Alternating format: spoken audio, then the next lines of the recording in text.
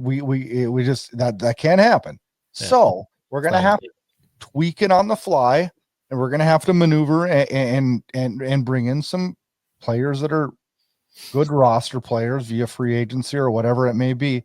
But it's gonna have to be, like massaging the roster over the next few years and injecting, hopefully a Hanzik pans out, and hopefully, we need a number one center. We need a scorer. I sit and I look at this roster and I'm like, we have no, and Mark Savard is getting absolutely crucified for his power play, and it's been awful. He needs two things. He needs a bigger suit because he looks like he's growing out of his suit, and he needs a scorer.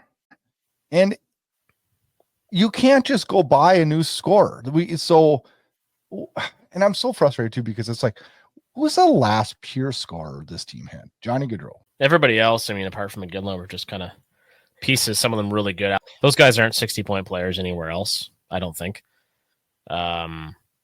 It's brutal, man. I mean, and that's why you're seeing guys like Zari do so well, because they have some offensive skill. But I mean, to go from where we were a few years ago, so high up in league scoring, like in the 2021-22 season, to this, it's like, man. And I know obviously we lost some phenomenal players, but this is brutal. You really don't expect the Flames to score more than 2 goals on any given night. You really don't. After the Minnesota game, I don't know why that loss. I knew that night we were not playoff bound. I pulled up playoff odds today. Money Puck has us at